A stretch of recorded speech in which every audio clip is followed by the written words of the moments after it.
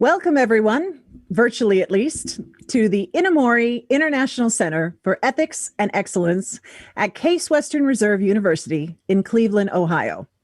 My name is Shannon French, and I'm the director of the Inamori Center. And I'm joined here today by our associate director, Beth Trecasa. We're delighted that you could join us in this online world to have another in our series of conversations on justice. Today, our focus is going to be on climate justice. We truly have some amazing panelists with us here today to make sure that this is a great conversation. I'm actually going to introduce each of them extremely briefly, so I hope you will take some time and read about them on your own online, because each of them is an outstanding ethical leader. While we are starting our conversation, and I will be using the moderator's prerogative of doing the opening questions myself, I want all of you in the audience to be thinking about questions as well. Beth will be monitoring the chat, and that is where you should type in your questions, and she'll be able to convey those to me during the event. So after I've done a few questions of my own, we will open them up to questions from you. We definitely want you to be part of this conversation. So without further ado, let me tell you who we've got with us here today on this incredible panel. First of all, we have David Suzuki, legendary environmental activist. And for those of you who follow the Inamori Center, you may also recall that he was our 2012 Inamori Ethics Prize winner. It's wonderful to see you again, David. Welcome back. Next, we have with us Hans Cole, who is joining us from Patagonia, where he is the head of environmental campaigns, grants, and activism. Another connection to our Inamori Ethics Prize, in 2013, our prize winner was Patagonia's founder, Yvonne Chouinard. Good to see you, Hans. Thanks for joining us. Next, we have, from right here in Northeast Ohio, Jacqueline Gillen. She is the Community Engagement Specialist and Diversity Coordinator for Thriving Communities, Western Reserve Land Conservancy. She's also the co-leader of Black Environmental Leaders. Good to see you, Jackie. And last but certainly not least, we have two of our own from Case Western Reserve University. First, we have Ina Martin, who is the Operations Director, Materials for Optoelectronics Research and Education, or the MORE Center. And also Stephanie Corbett, who is Director of Energy and Sustainability and Interim University Farm Director. Ina and Stephanie are the co-leaders of Culture Change for Climate Change. Welcome to all our amazing panelists, and thank you for being with us here today. So without any more introduction, I want to get right at it, because this time is going to fly by, as it always does in events like these. And I would like to launch my first question, if I may, at you, David. In your work for climate justice, you've made a point of reaching out respectfully to Indigenous populations, such as the First Nations in Canada, to bring in and also prioritize their voices and perspectives for part of the conversation. You've also emphasized the importance of speaking with elders and having more intergenerational dialogue. Can you talk to us about why these things are important? Well, I think we're at a critical point now where we desperately need to see our relationship with the world in a different way. You may have seen just yesterday that Sir Partha Dasgupta released a big report in Britain showing that the way we evaluate economic success through the GDP is absolutely flawed and is in fact driving us in a very dangerous way. That is, it fails to incorporate the role that nature actually plays in keeping the planet habitable for us. So if we destroy a forest, that injects jobs and money into the economy, but that doesn't take into account what we've lost through the natural services that those forests perform as long as they're intact and healthy. For me, I became involved in the environmental movement in 1962 when Rachel Carson published Silent Spring. I was a geneticist, you know, I thought I was a hotshot scientist, and suddenly this book came out. And I thought, reading her book, the problem was people are taking too much stuff out of the environment and putting too much waste and stuff back into it. So we had to regulate that. But it was 5 or 6 years later, I realized we don't know enough to do that. And it was when I did a film with indigenous people on a island archipelago off the tip of Alaska. And I said to this young Haida carver, I said, why are you fighting logging? I mean, logging is giving your people jobs. Many of the loggers are Haida. Why are you fighting the logging? What difference does it make to you when they destroy or cut down the forest? And he said, well, yeah, we'll still be alive, but then we'll be like everybody else. And I thought, what the heck is he talking about? And then as I thought about it, I realized that to him, being Haida, who he was, his place on earth, is told to him by his connection with the air, the water, the plants, the animals. All of that is what make them who they are. When you destroy a part of that, they lose a part of who they are. And that led for me to see the environmental crisis in a very different way. I think our problem is now we have elevated ourselves as if we are the center of everything. The action is all about us. And environmentalists come along and say, well, you got to be more careful in the way that we interact. What the indigenous people tell us is we've got it all wrong. We aren't the center of the action. We are a part of a complex web of relationships with all other species of animals and plants and air, water, soil, and sunlight. And we are able to live and flourish as long as that web is intact and abundant and generous to us. And in that way of seeing ourselves, there is a fundamental reciprocity that in accepting nature's abundance and generosity, we have responsibilities to do everything we can to ensure that web remains intact and flourishes. And that's what comes to us from an indigenous perspective. Their drive for the land is not only to protect what their lives get from that land, but to fulfill their responsibility to care for that land as well. And I think we've got to look at our judicial systems, our economic systems, our political systems that are all built around us at the center. It's all about us. And we've got to find the way of seeing our relationship with the rest of creation on this planet in the way that indigenous people do. Oh, I have to say, as an ethicist, that speaks to me very powerfully, because so many times when I'm trying to get to the heart of unethical behavior and what has gone wrong, it boils down to that loss of perspective and the centering of oneself, the ego coming first, and just the inability to recognize other impacts of our actions beyond ourselves. One of the most that's very powerful. Important words in my involvement with indigenous people that they taught me is one, respect. That we can't exchange ideas if we don't have mutual respect for each other. And the second word is reciprocity, that in accepting what nature gives us, there is a reciprocal obligation.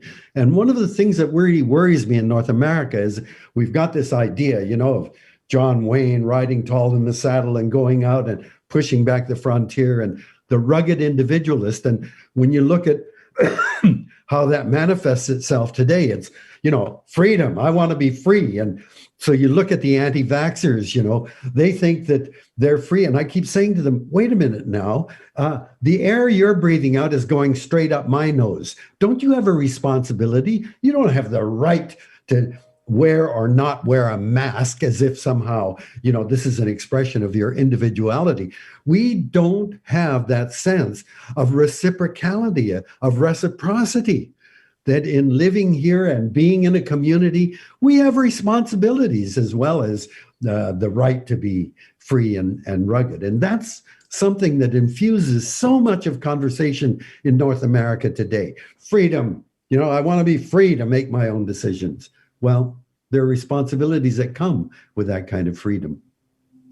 I also find it funny in a bit of a sad way that a lot of the language that you're describing there, that freedom-based language, they will even harken back to pioneer spirit and things like that without any acknowledgement that no one who was trying to be a pioneer could have survived without others.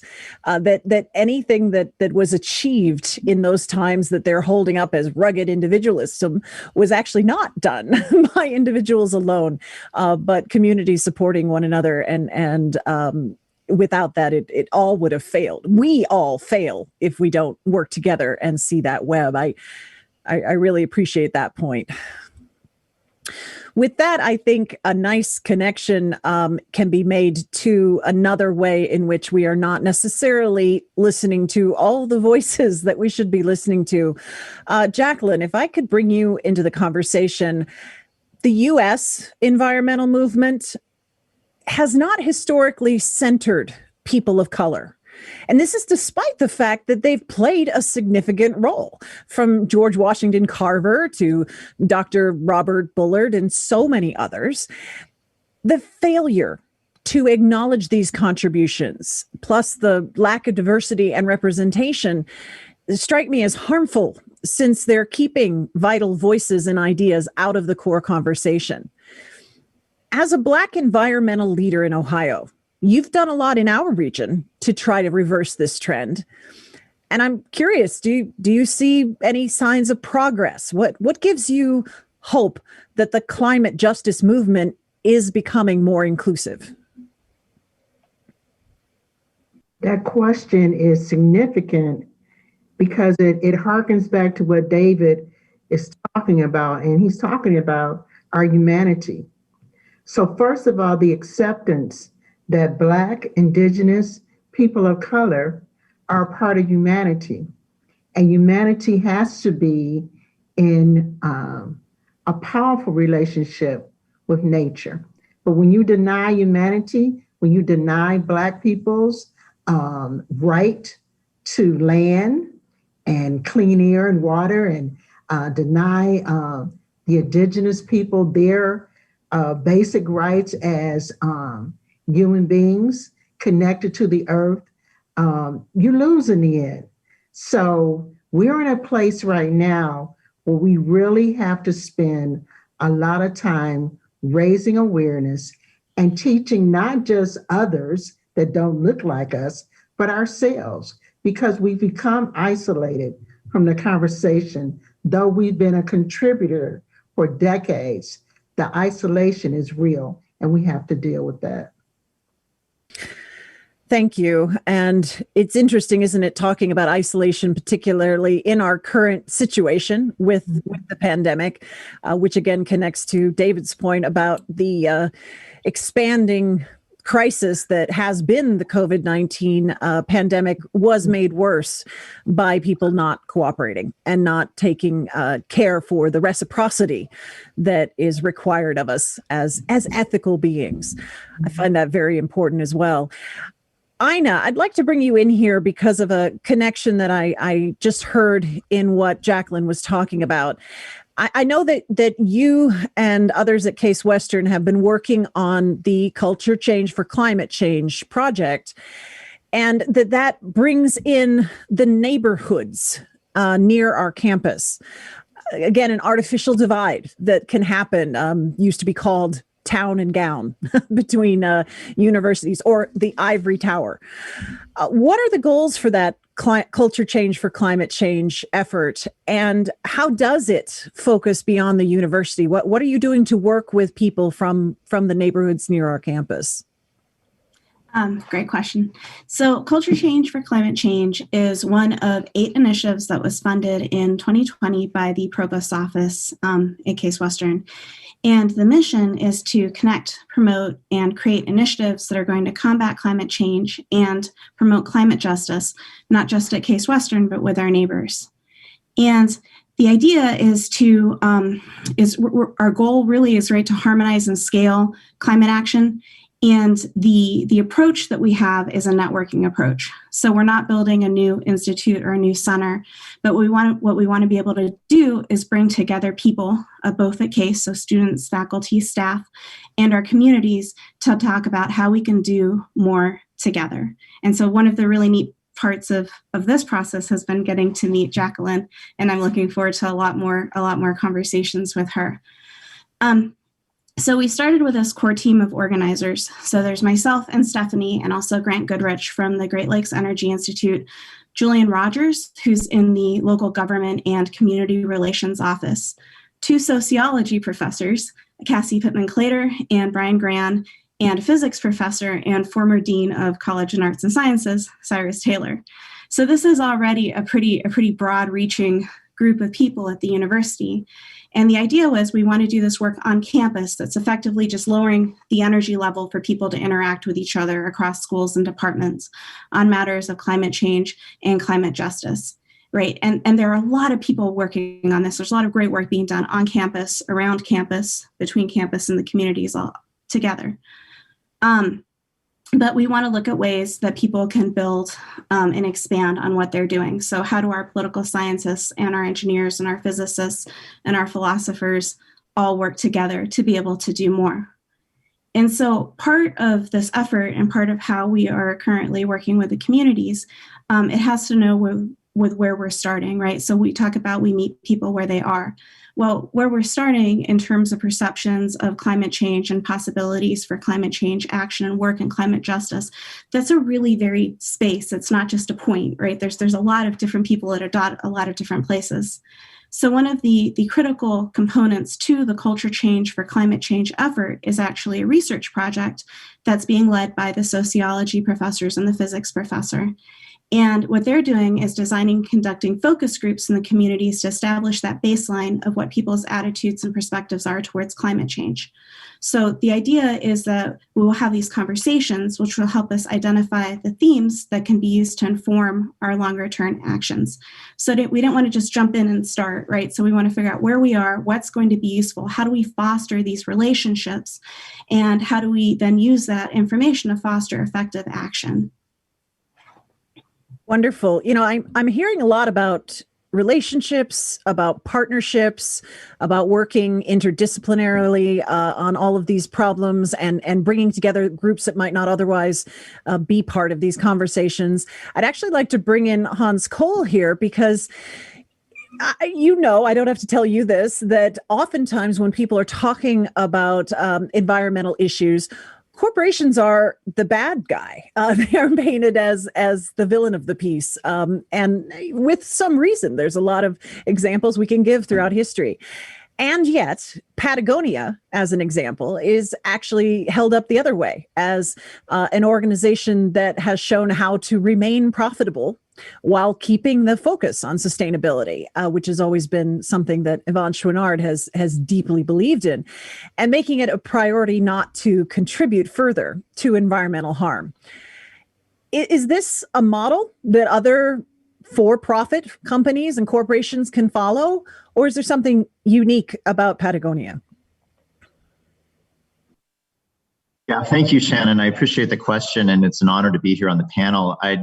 I'd say that absolutely this is a path that other companies and corporations can follow. And in fact, it's not only one they can follow, but it's an absolute imperative that other companies and corporations join this movement to think about more than just profit, right? To think about, as David was saying earlier, to move beyond measures like GDP and really think about the planet and people and the intersection of those two things.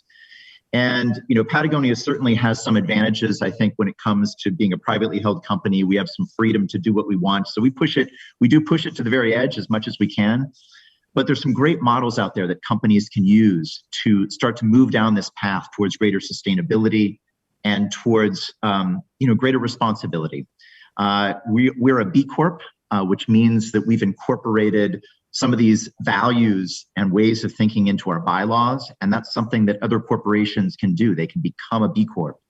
We've helped found groups like 1% for the Planet and the Conservation Alliance that are groups of companies that pool their resources and their funding to support good things.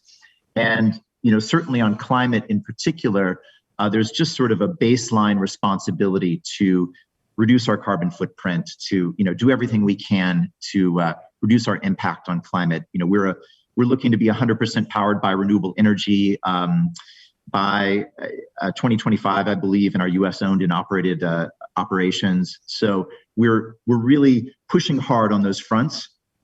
But I guess what I would say too, in terms of the theme of the panel today, is in some ways all of that's just table stakes. That's just good hygiene for a company. Those are things that every company should be considering doing and moving down that path. On climate justice, I just wanted to bring it to that deeper theme for a moment. I think that there is a considerable amount of additional action that companies and corporations should be considering taking that goes well beyond the four walls of our offices and factories and supply chain. And this is an area that may feel less comfortable to companies and corporations, but we must do it. I think we must join the effort that the other leaders on this call are a part of. And, it may feel uncomfortable in many ways at first, and I think there's some critical steps. A lot of it begins with humility, which I think several others have touched on so far, and connecting with community and having relationships. Our first step with this has to be acknowledging the impact that we have had and are having, that businesses are part of this economic system that has not focused on justice and the environment, and instead solely on profit. And we have to acknowledge that that has brought incredible damage to communities. We have to be transparent about that and humble about that and open to that reality and criticism. And then secondly, and even more important, I think we have to listen and learn. I think we are at the very, even Patagonia, and I appreciate the compliments you gave earlier in terms of what we've done in the past, we're at the very earliest stages of understanding climate justice. We really are. We need to learn. We need to listen to frontline communities.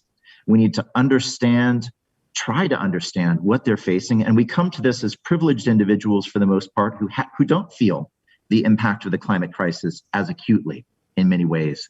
So we come in with that humility. We need to listen and learn, hear the concerns, and then think about what could we do to be supportive. Perhaps we can fund and support frontline organizations.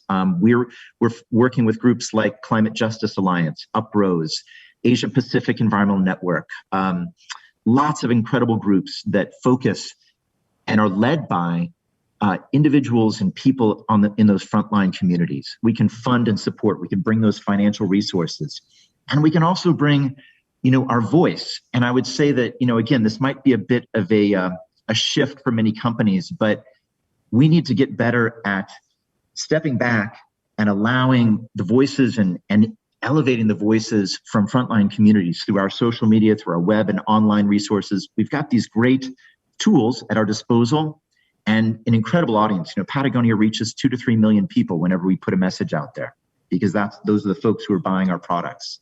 So can we bring individuals and voices into that megaphone and that podium and give them, the opportunity to share the really important message of impact that's happening at the front lines.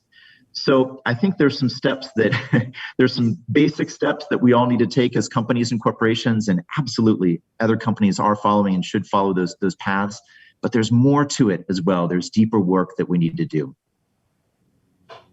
Thank you. And I'm finding myself, that word humility is really resonating with me. And I'm finding myself thinking around how everything that we've talked about so far in this panel is reminding us in one way or another, whether we should be humble in the face of nature itself, or the humility to recognize that it isn't all about us as an individual or even a single company or any organization, and that reciprocity that David spoke of, and bringing different voices to the to the foreground, which we heard about already from Jacqueline and Ina. All of that is part of making sure that we make some changes, that we can't simply continue with the status quo and the same voices and the same powerful entities controlling all of this, because clearly that's not led us down the right path. And it's that way lies destruction, certainly. With that in mind, I actually want to bring in our final panelist, Stephanie, to connect this to another large size entity. We know that there's an ongoing international conversation about the obligations of large developed nations like the US, who contribute so much more to climate change and its negative effects than smaller and less developed nations. And yet the consequences are not felt as profoundly there as they are in the places that can least survive those changes. Those who are the most vulnerable are being hit the hardest. I'm wondering then if you could connect that to large research institutions like the one that you and I work at, Case Western Reserve University. Do universities like ours have an obligation similar to the kind of obligations that Hans was just talking about for Patagonia to do more to address our climate change footprint than maybe some others do because of the power and influence that we might have? Yes, and thank you very much for including our efforts on this panel. I very much resonate with what Hans said, as you know, from Patagonia's perspective, in the hope that other companies will jump in. I feel really lucky to be part of a university community that has embraced the idea that we are statesman organizations and that we need to lead at the community level. Our former president, Barbara Snyder, signed our university up for an effort called the American College University President's Climate Commitment. And she believed, even though she wasn't a climatologist, she firmly believed that universities had a responsibility to take action on climate. And even though we have the will from top leadership, that doesn't mean that it's easy or instantaneous to negate our entire carbon footprint. Very large research institutions like ours use more energy than our counterparts at community colleges or neighboring institutions. We have 1,300 research labs here on campus, and they are doing world-changing research. It's important, but that research here in Ohio's electricity grid that still relies on burning fossil fuels that are dirtier than electricity grids in other parts of the country means that there's this inherent carbon footprint tied to doing this great research. And there's no magic wand to immediately reduce that. Our university has invested a great deal of money in making our 120 campus buildings more energy efficient, and that has real local benefit. But we need to go beyond that. We can't meet these big, hairy, audacious carbon neutrality goals without our community and our neighbors. So some of the solutions that our whole region needs to invest in and look at together are mass transit and further investment in mass transit, of course, and grid scale renewable energy. Those as just two of many potential solutions to helping our carbon footprint will also bring more quality of life to our neighbors. I think that this operational conundrum of trying to get to carbon neutrality can also be one of the entry points for this conversation that we all want to expand on climate justice. We don't have great metrics right now on what climate justice for an institution like Case Western looks like. We measure our greenhouse gas footprint, we report on it publicly, and there are lots of other sustainability benchmarks and goals that we work on very diligently together. But what exactly should our public-facing goals on climate justice be and look like? What we count and what we pay attention to with the numbers matters. It means it gets invested in and that people are going to work on it on a daily basis. But we need to have a new and deeper and very authentic conversation with our non-academic neighbors to determine what that success is going to look like. Yes, and as you talk about these conversations with our neighbors, we're back to this point that it is all of us who will be affected. And if we're not including everyone in the conversation and in the looking for the solutions for these problems, we are all going to fail together. It's a classic. We're all going to fall together, which makes me bring up something that is, I'd actually like to focus this question towards you, David, because of how long you've been working in this area. I get frustrated by the fact that here we all are, and we are all obviously concerned and trying to do our best and trying to learn what more we can do. But none of us is needing to be convinced that there's a problem. Yet, unfortunately, we all know that there are people who still don't see the urgency, still don't recognize it as a crisis. And when you were given the Inamori Ethics Prize back in 2012, I vividly recall you speaking about the urgency, and you gave an analogy about microbes multiplying and filling up a test tube, and not realizing until it was far too late that after a certain point, there's no reversing the process. The microbes will in fact run out of test tube and all be doomed. Yeah. And so what I wonder if you could talk to us about is, first of all, how do we convey that urgency? And then as a related point, has that point of doom already come and gone? Or can humans, in fact, still make enough changes to stop some of the damage? I think the answer to that is we don't know. I just heard a lecture yesterday, in fact, where Peter Victor from York University was saying that the weight of all mammals, that's the elephants, the whales, everything, of the weight of all mammals, 96% of the weight is humans and our domesticated animals. That's cattle, pigs. 96% is us and what are using for our purposes. 4% of the weight of mammals around the world are wild creatures. 70% of all of the birds, the weight of birds, is poultry.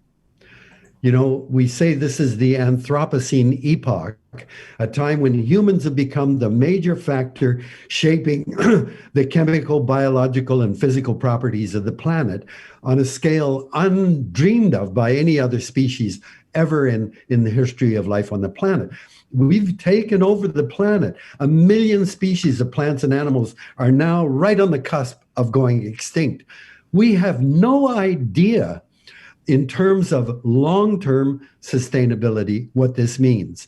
But I can tell you that as the top predator on this planet, we are the most vulnerable as these systems collapse around us. I have no idea. I used to say that I feel we're in a giant car heading at a brick wall at 100 miles an hour, and everybody in the car is arguing about where they want to sit. It doesn't matter who's driving the thing. Someone's got to say, put the brakes on and turn the wheel, but we're locked in the trunk. Nobody's paying attention. I don't use that metaphor anymore. What I say is, if you remember Roadrunner cartoons, where Roadrunner is being chased by Wile E. Coyote towards a cliff, and then at the last minute, Roadrunner turns 90 degrees and avoids going over. But Wile E. Coyote has got so much momentum, he goes right over the edge. Mm-hmm. And there's that moment when he goes, oh my God, I'm not on the land anymore. And then down he goes. That's where we're at. That's where we're at. Now, is that then a reason to say, oh, it's too late, we can't do anything? Well, I think that it makes a big difference whether you fall 5 feet or 500 feet. So what we're trying to do now is to find a ledge that's only 5 feet down. But we're over the edge, and we have no idea whether we are inventive enough to find our way out. Indeed, there are scientists now who are saying human extinction is imminent. It's well, I don't want to name names because you'll go to them, and then that's a pretty depressing. There are scientists that are saying we have very few years to live on as a species. I think the only important thing, we have to try. And trying means that we have to recognize we're not smart enough to pull out of this. You know, I know that there are companies now that are inventing ways of removing carbon from the atmosphere, and you know, you start thinking, in order to do something, do you know how many tens of thousands of these machines are going to be needed to make a dent in removing the carbon that's necessary? Maybe it would be simpler to stop putting out more carbon into the atmosphere as our highest priority, and then start re-greening the planet so that the system we know removes carbon, trees, will be there to start effectively removing. But that's the big step, is that we have got to rein in ourselves. And humans have never existed at this point when we've had to worry about the collective impact of our species. But that's where we're at now. Collectively, we are undermining the very things that keep us alive: the air, the water, the soil, biodiversity on Earth. And we know if we don't act collectively, we're just going to continue on the path that we are. And it's going to be a long way down to the bottom of this chasm. Got that image burned in my mind now of Wile E. Coyote, where his legs spin for a moment and then he looks down and realizes there's nothing but air beneath him and then falls. And yeah, I would definitely like if we could at least make that drop, as you said, fewer feet, then maybe we'd have a chance. And we have to work together collectively to do that, which actually makes me want to bring out something that I've had a conversation with Ina about. You've argued, Ina, that sometimes in this kind of point that David just made, it isn't as productive to focus, as he indicated, it isn't as productive sometimes to focus on individual choices, like whether I put a particular can in the recycle bin or not. Those actions matter, and we need to do all of them, because again, the scale is so large, but that we also need to make the kind of changes he was talking about on a systemic level, changes that involve things like urban planning. Can you talk to us a bit about the potential impact that could come from more systemic changes? That seems to follow nicely on from what David is reminding us. Absolutely. So, I mean, this is really the difference between one person saying, I'm going to drive less, right? And then thinking about organizations being able to encourage people to live close to work and teleworking, right? So that there's a large group of people that are driving less, right? Or somebody saying, do I buy an energy efficient vehicle versus what are the regulations for energy efficiency and emissions in vehicles as they are designed? Right. And I'm a chemist by training. My research is based on working with solar cells. And then I've been listening to a lot of people recently, including urban planners. There was a tremendous presentation at Sustainable Cleveland this year by Julian Ayman from Tufts. And he's in urban planning, and he was talking about the concept of just sustainabilities. And the thing about the scope of this work is that it's immense, and there's things that we can do now. There's things that we have to plan for, right? So we have to make these, like, what are our lowest hanging fruit, but then what are our multiple year plans? And so there's the work that can be done with, for example, greening community spaces that don't have a lot of green spaces. And this is something that happens a lot along racial lines, particularly in the US, right? But then there's when new spaces are being designed, how do we make those spaces not only sustainable, but usable to a broad group of people, right? So how do we stop this isolation of different communities? And as a result, things like public health is affected by zip code, and zip code is related to race, right? So these are the things that I learned listening to people like Robert Bullard, who are experts in this area. So it is this really broad conversation.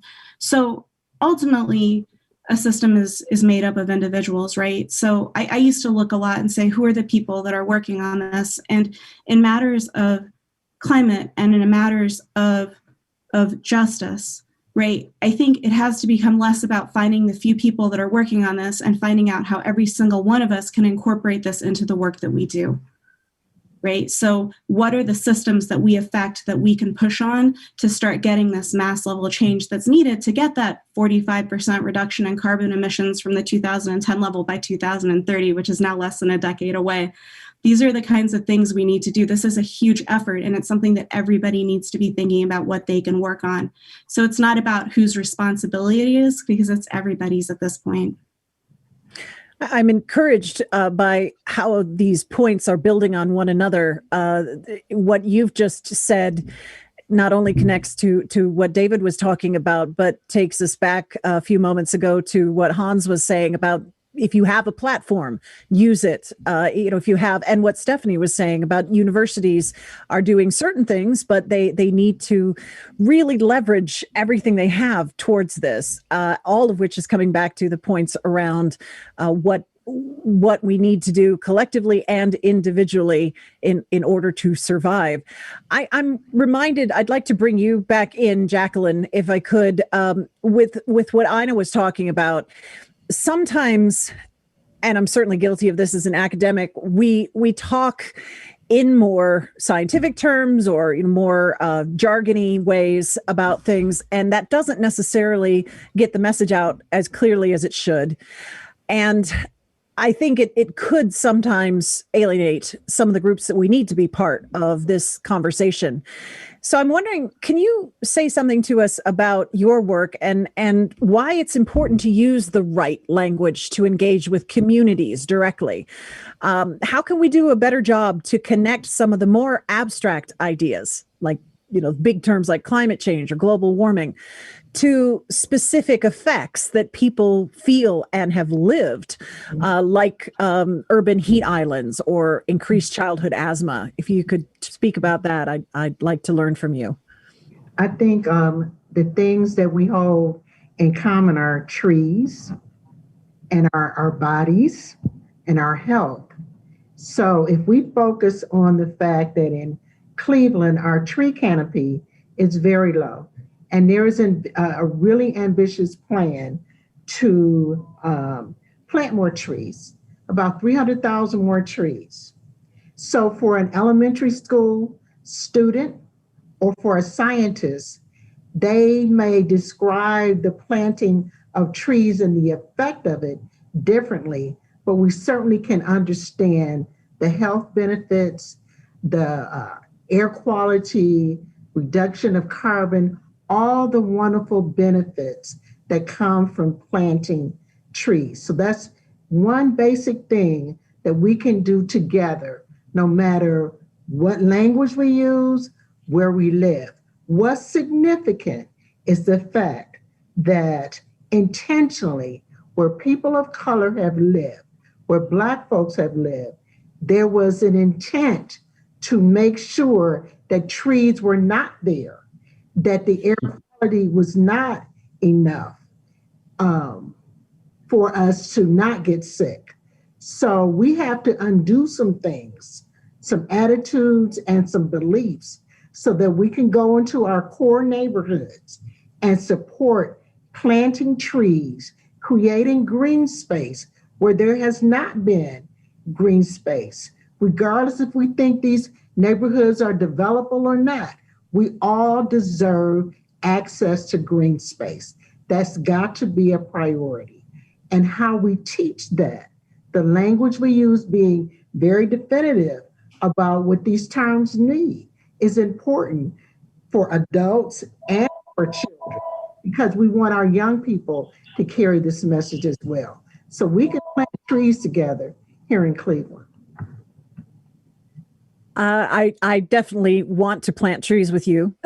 So that's a deal. But I also appreciate that the history matters here. And what you're pointing out is the interlocking of these injustices, that these inequalities are so closely linked, and that there was a decision made. There were many decisions made to actually make things worse for certain populations, like the Black urban populations, and that we're still paying the price and will continue to do so unless those are very intentionally addressed one at a time. So I think that's important. We can't forget that redlining and getting rid of green spaces or not allowing them to be developed, that wasn't an accident. That was choices, and that injustice has a long legacy.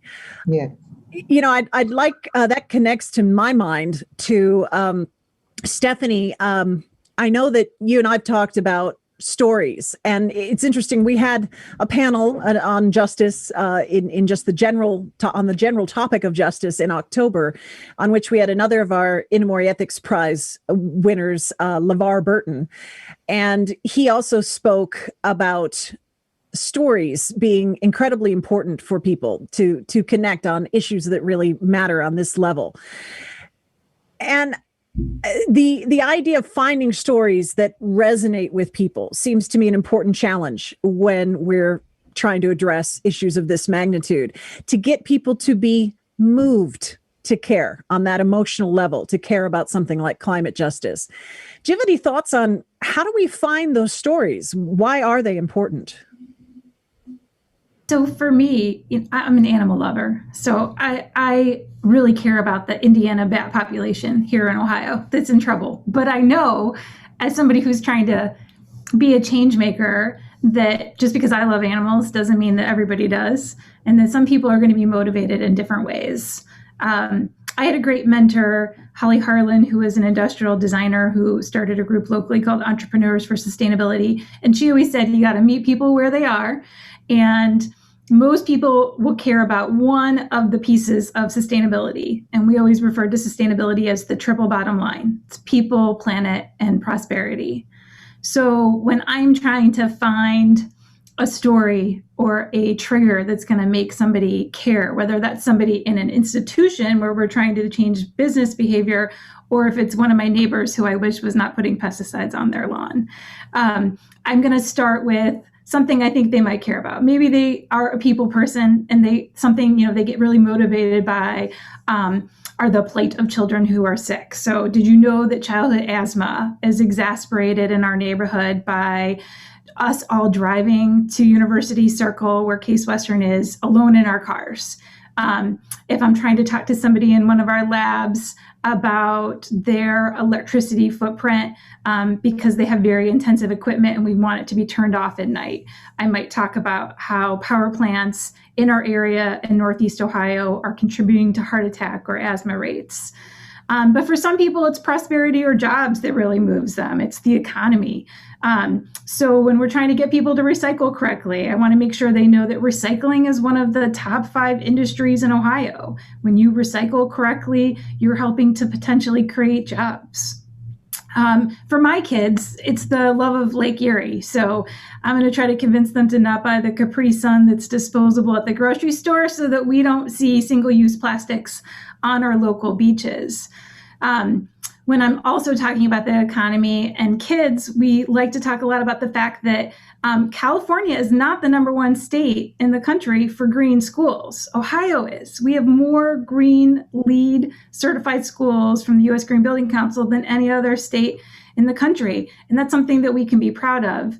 Regardless of the part or the change that we want to see, the only way to know what story is going to move someone is through being in relationship with them. And so we keep coming back to this. We have to know each other. We have to know what that lever is, and sharing stories inside of our organizations and with our neighbors through conversation does more than just hopefully get somebody to recycle correctly, right? It can lead to these deeper paradigm shifting changes that we all want to see. Thank you. And I'm thinking now about sharing our stories. If you ask other people to tell you theirs, you can also pick up on what they care most about. I think you've highlighted how that works. And then we can take that information to find those threads that tie us together and keep us moving in the right direction.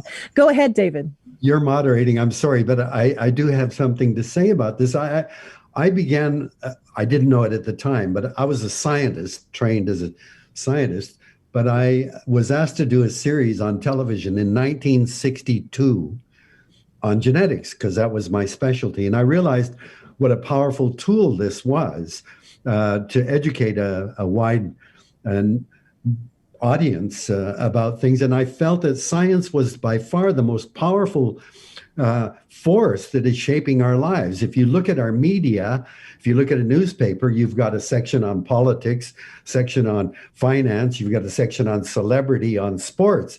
But where is there a discussion about the impact of what science is doing in our lives? And so I thought this is a powerful tool that we could use. Now, even back in the 60s, we called television the boob tube, and there was, we looked down on it as a medium of popularization. My colleagues in science really encouraged me to get off television. It was a vulgar way of communicating, but I thought, I knew that it was a cesspool out there, but I thought that I would be like a jewel. My programs would glisten like a jewel, and people would pluck me out and they would savor it and they would be educated. But I discovered that when you jump in a cesspool, you look like a turd, like everybody else. And the reason is the way that is used. And, after I'd been on air for quite a while, people would come up and say, "Oh, that was a great show you did on breast cancer." I said, "Gee, we haven't done a show on breast cancer." And they go, "Oh, I that must have been on Mary Tyler Moore," or something like. People get it all jumbled up, but they know that I'm, the pre-science guy. I wasn't Bill Nye, but that's who I was. And so information gets all mixed up. And we come to a time then, I thought that I was giving good information so people could make better decisions in their lives. Well, guess what? We have more information in a cell phone now than people have had in all of human history. You can get into the U.S. Records of virtually anything that's ever been published in the archives there. And what do? Well, what I find is people come up to me and say, "That climate change, that's baloney." And I say, "Well, why do you say that?" "Well, I found a website that says there are PhD people out there saying that it's a hoax." And what I'm finding is people scroll through, there's so much information out there that they just roll through it until they find something that confirms what they already believe. They don't have to change their minds. They don't have to get informed. And this is the real challenge we face now. People get caught up in things like the QAnon conspiracy idea, and they get into a tunnel and they go down there, and my God, the places they go. But it means that you just search till things come out that are where you want to be. You don't want to have to face the reality of climate change. And I think this is one of the real challenges. What the hell is our education about if we don't educate people about what information is and quality information? Who do you trust? How do you track down who's paying for this particular website or whatever? But this is what we have to do now. And this is a real challenge when you see, we had 9.5 years of a government that was headed by Stephen Harper, who was a pre-Trump Trump. And he did everything he could to deny the reality of climate change, to shut off avenues of information so that he didn't have to face the issue as a politician. And this is what I think is one of the major crises we face now. We're paralyzed by an inability to get people to come together and realize this is an existential threat. Absolutely. And I'm very concerned on so many levels about what you're highlighting there, that the tremendous flood of information and information sources that's out there is out almost as an attack against particularly young people who that is their first and in many cases only experience of how to acquire knowledge is I'm going to Google it. And they don't know what sources are better than others, and they don't know what to do to verify sources. And this is a huge responsibility for educators everywhere. And it absolutely doesn't matter what field you're in.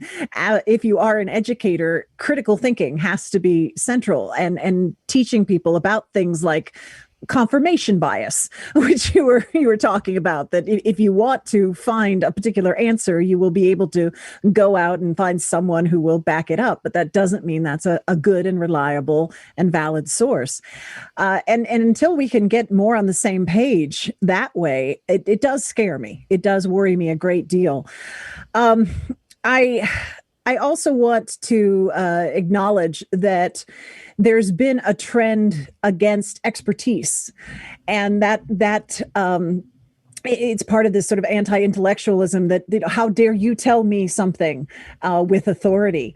And that is quite sad, because throughout, again, human history, where we have accomplished anything great and important, we've needed people who became experts in their particular field to help drive that. I believe universities really have a special role to play. Mm-hmm. It's not an accident that in many countries, developing world, when a revolution happens, universities are often the place that are the center point of those revolutions. Universities occupy a very special place in society. It's where scholars and thinkers and dreamers can come together and push the envelope of human thought. But of course, that becomes very threatening, because many of the ideas are threatening to the status quo. And what society has done in its wisdom has granted tenure. I can tell you, tenure was this unbelievable privilege for me. I live in a province where forestry, where logging is a huge part of our economy.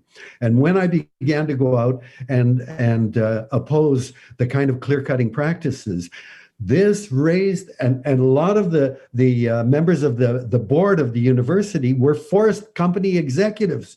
The cry for me, shutting me up and getting me off, was unbelievable. But I had tenure, and that was an incredible privilege. I felt it was my responsibility to speak out. And universities, I think one of the problems we should always have that role of encouraging thought out there that can be shared. But universities have become increasingly dependent on support and money that is coming from corporations.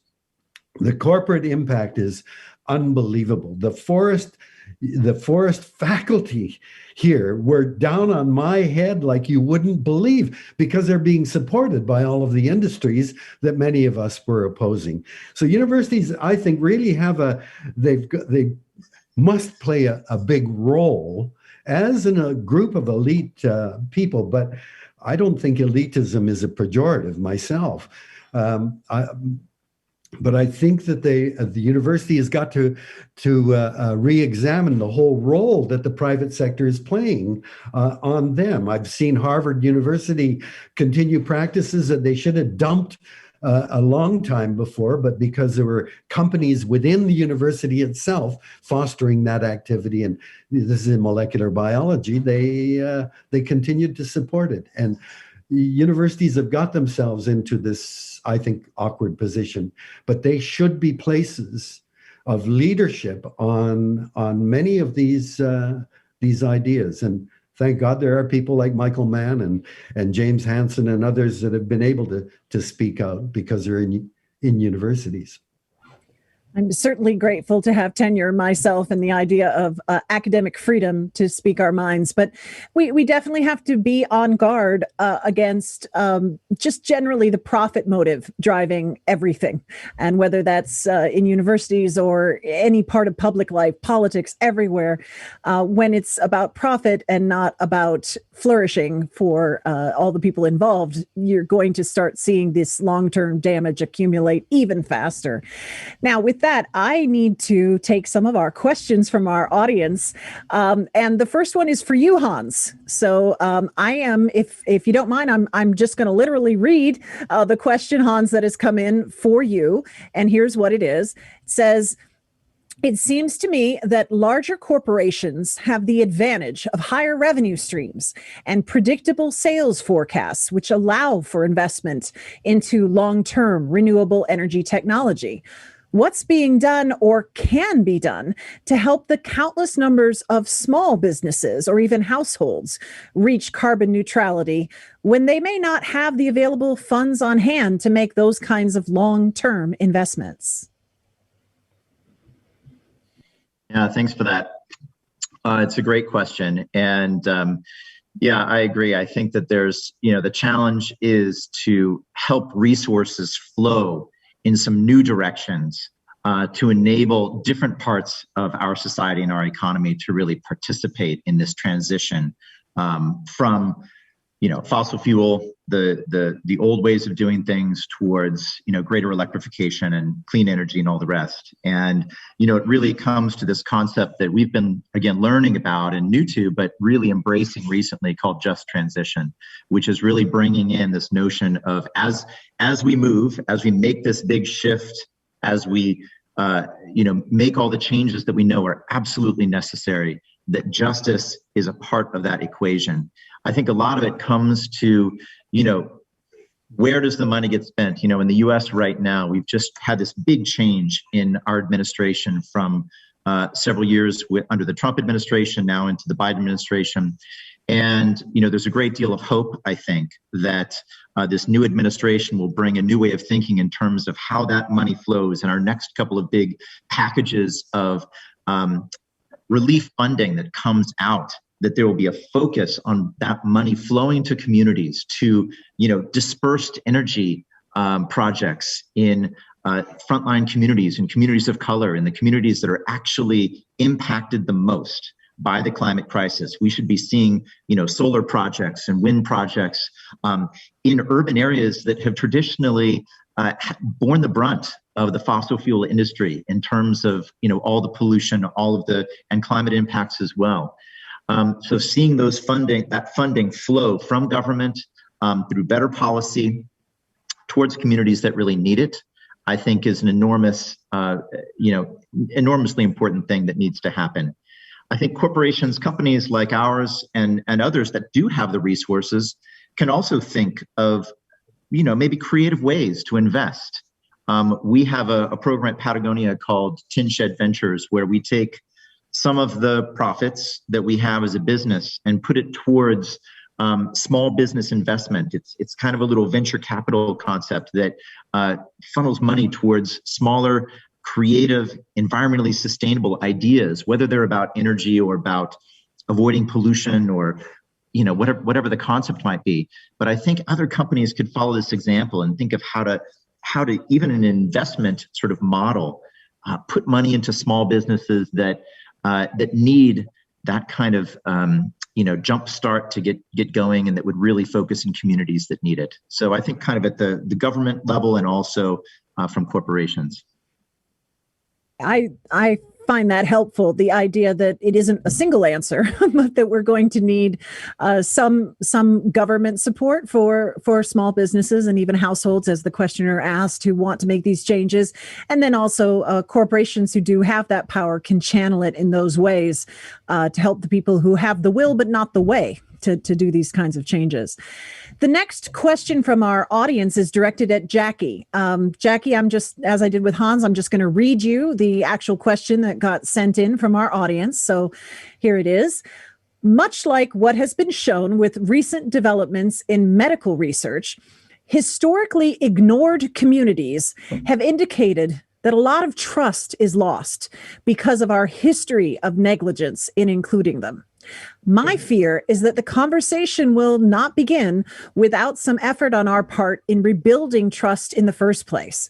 So how do we as a society best approach conversations with our neighbors who have been historically ignored or harmed with regards to climate change? And how can we rebuild some of that trust? I really appreciate that question.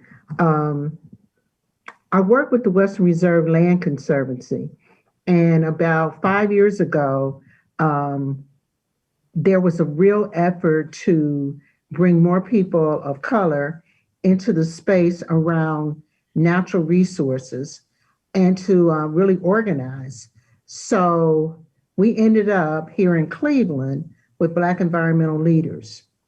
And our group has a group of allies, people that are, everybody that's not Black is in that allies group. But my point is, we move at the speed of trust. So our conversations are intentional about how we feel, just being honest as human beings, dealing with our and leaning into our discomfort, because these are not comfortable conversations at all.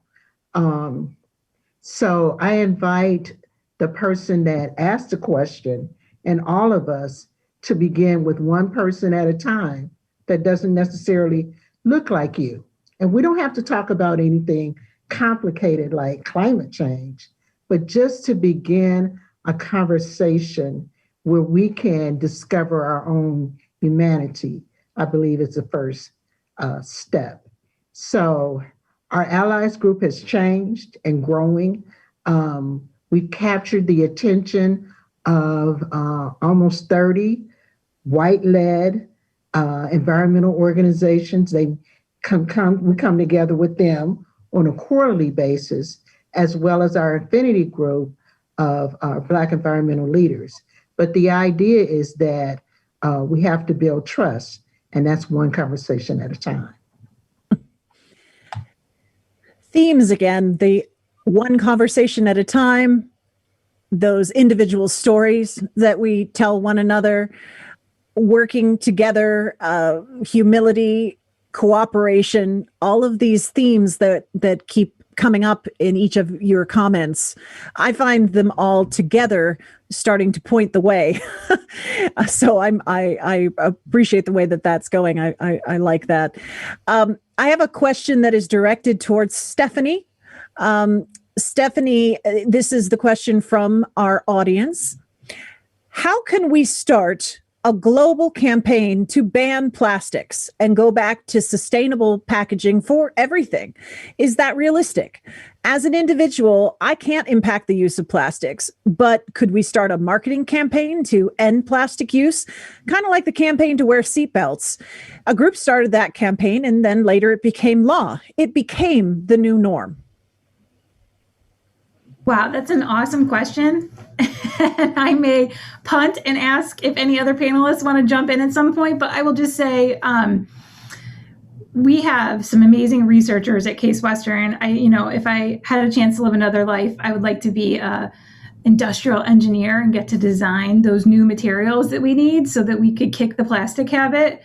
And going back to Ina's comments, when she was talking about kind of the design of our communities, this is something where an individual consumer choice at the grocery store isn't going to win the day. We really need a systems-wide approach and manufacturing responsibility to choose new materials and to have a plan for those materials' end of life, more of a cradle-to-cradle design approach in everything that we do. And I do think consumer campaigns can be really meaningful.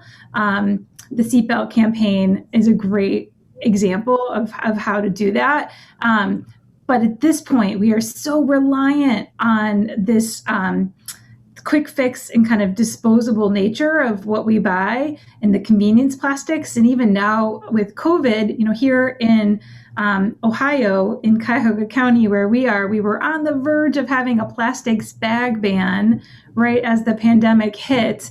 And that got put on pause because of fears about, kind of handling materials that were coming out of people's cars and homes that might be contaminated. I think we found now those are unfounded. I think there are lots of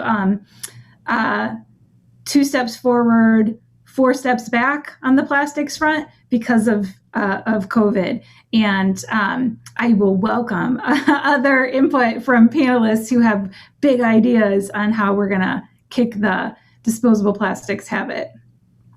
David, please jump on in here. I believe you've got to make the word disposable the most obscene, disgusting word. If someone says, I've got this disposable, you cover your children's ears and say, that man, don't listen to him. The whole idea of disposability is feeding the economic machine. It's ridiculous to think that we can use something once and throw it away. And it's not just plastics. We were wiped out by the World War II. We were incarcerated as foreign or alien. Anyway, that's a whole nother story. But as Japanese Canadians, we were incarcerated and kicked out of British Columbia at the end of the war. And we were very poor. And so I've worn blue jeans all my life because denim wears like iron. And it just horrifies me to see people now buying brand new pairs of denim jeans that for hundreds of dollars that are already ripped. Like, what the heck? I thought clothing is what you do to keep warm in the winter and cool in the summer and cover the naughty parts. But a fashion statement, I think the whole clothing industry, has got a huge day of reckoning coming. This idea that fashion somehow is what pushes product that you're going to just throw away when the next fashion comes in. So get rid of the idea of disposability. Yeah, I have to say, Hans, you will appreciate this story. David, when Yvon Chouinard was, as you've been in this position, receiving our prize, I was waiting on the curb with him for his driver to take he and his wife off to the airport. And I took a misstep and the heel broke off my high-heeled shoe. And I, expressed, natural dismay. And I was like, I loved these shoes. Oh, I guess that's the end of them. And it perfect, true to form, he said, hang on a minute, went into his bag, pulled out some kind of wonderful glue, and right there on the curb sidewalk, fixed my shoe for me. And, did a little reminder that it's just broken. You can fix it. You don't have to dispose of it. You can just fix it. And so I am proud to say I still have that pair of shoes. But what a vivid reminder that we go so quickly to, oh, it's broken. Oh, it's disposable. Oh, that's the end of that. And we know that things are built with obsolescence intended into them. And the idea of making that shameful seems very powerful. Hans, had you known of that particular story, or is that just one of many for Yvon? That's one of many. No, and David, I couldn't agree with you more. As the guy here from a clothing company, could not agree more with what you're saying. And Patagonia has been working on this, where we've got a program called Wornwear. If you haven't checked it out yet, it's all about repair, reuse, resale, renting clothes rather than buy. If you need a ski jacket that you use once or twice, don't buy a new one. We don't want that. So I think there's a revolution that needs to happen. I think what we have to do is make durability one of the big selling points. Yeah, sure. when after the war, as I say, we were very poor, but we moved to Ontario where it was really cold, and so my parents had to buy me a coat, and but I was in that growth spurt, and a year later, I had outgrown it, so it went to my sister, and when she outgrew it, it went to my younger sister, and my parents would brag, this coat went through 3 children. But that's no longer a bragging point. Mm-hmm. Yeah.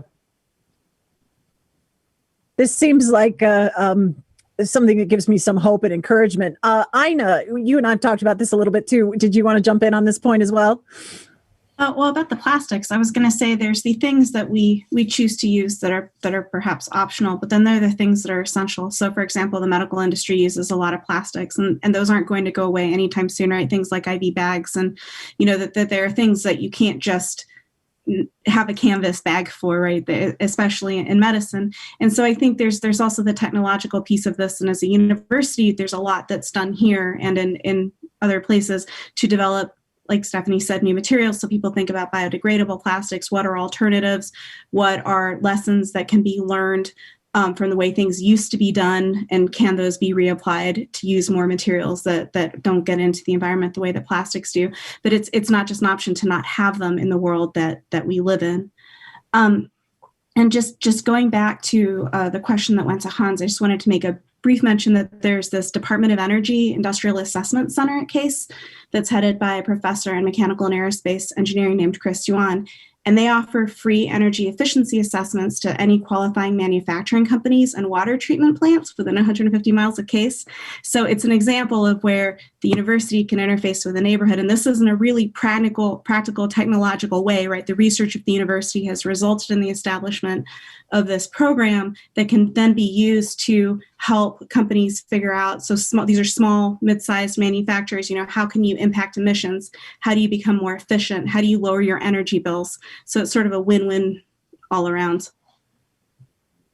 If I can jump in as well. Please do. Workforce development is essential to all of this. So how we utilize our workforce, whether it's creating the end products of recycled plastics, or how we use all these clothes that we like to throw away to create other things. I think there's some real opportunity to think about how we put people to work and how we develop their entrepreneurship as we look at reusing things we throw away. Absolutely. You all aren't going to believe this, but we're almost completely out of time. But I have a question that came in for David that I think I will aim at David since the questioner wanted me to, but I think you might all want to make a closing comment on it. It seems like a very apt, broad question for all of you. So we'll start with David and then see if anyone else wants to add on. So here's the question. In Western society particularly, it seems that a huge problem in creating momentum towards climate action is that society doesn't generally reward actions for the collective good enough. Instead, the biggest perceived rewards appear to be given to those who take or work only for themselves. So the question that we have is, how do we shift that reward system so that we are instead turning the rewards towards people making these contributions for the good of all? Well, it's interesting because along the west coast of British Columbia, Indigenous people had a practice called potlatching. And in order to potlatch, you can't just say, oh, I'm going to throw a potlatch. What you have to acquire a certain level of standing in the community so that you can throw a potlatch. And what you do in a potlatch is you give away everything you own. And what you get from that is an increase in status in the people that I work with a lot, because I have 2 grandchildren who are Haida. For the Haida people, when they carve a totem pole, if you throw a potlatch, you can carve a ring around at the very top. And so if you go into a community and you see a totem pole with 3 rings on it, wow, that is a really important person. And you gain status. Now that when you give away everything, you say, oh my God, but you get it back many times more, not just in standing. When I go out and catch a fish or catch 5 or 6 fish, the best one goes back to the guy that threw that potlatch. I mean, it gets returned through the actions of the community. But the most important thing is that you gain respect by that event. And of course, when Europeans came here, they said, look at these savages. They don't have any idea even of ownership or property. And they banned it. It was banned for almost a century. And people went to jail because doing a potlatch was a part of who they were. They had to potlatch. And thank goodness it's been brought back now. But of course, they are still learning how to have a potlatch. But I think it's a fantastic model. I don't understand why people, I find it an obscenity that we have people who are billionaires. What the hell is that? $1 billion? That's such a monumental number. But why can't we, when you achieve a certain status of economic value, then start giving, medals of some sort, bronze, gold, silver, platinum, or whatever you want. Give them the status. There's no way they need that money. So let that money go to society and give him the status and recognition they deserve. But this whole idea that we have to reward this on the basis that they're worth a lot of money. I mean, they say Jeff Bezos is on his way to becoming a trillionaire. Like, what the? That is so disgusting an idea. Where you literally couldn't spend it all in your lifetime. You literally couldn't. I mean, there's just, unless you did give it away, there's no other way to.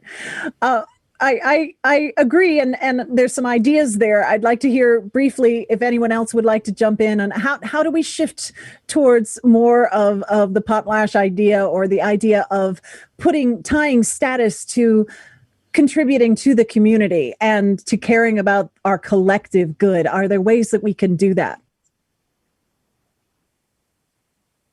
Go ahead, Ina. So there's a Pew Research poll that came out a couple years ago about how like 2/3 of Americans think that the federal government needs to do more about climate change. And the younger you are, the more that happens across political aisles. And in fact, for the youngest people, it's well over half on both parties that think that this needs to happen. And so this isn't exactly an answer to this question, but it's more that I think that there's a lot of people that want to do work on climate action, on climate justice. I think there's a lot of people that just don't know where to start, or they're doing something small and they don't know how to expand that. And that's part of why these conversations and these groups become so important, because if we can sort of lower that energy to action, right, lower that participation, and we start providing more paths for people to be able to move forward, I think that can be a really powerful thing. And I think people do what they are rewarded for. That is true. But I think a lot of people do care. Right. And people that have families care, and they want to make sure that things are okay for their kids and for other people's kids.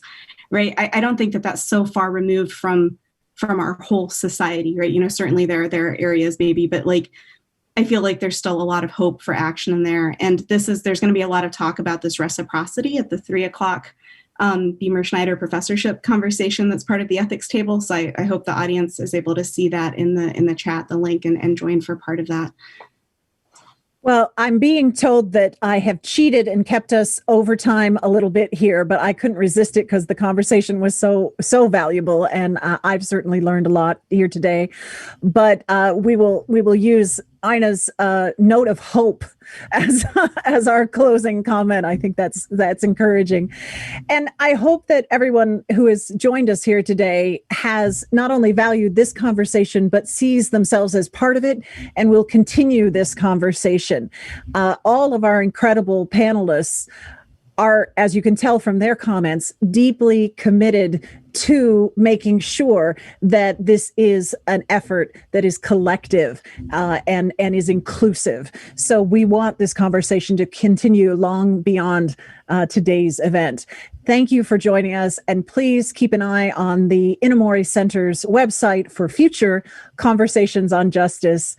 But once again, thanks to all our panelists, and I do miss the good old days where you would hear the applause, but I assure you, you all deserve it. Thank you so much for inspiring us here today.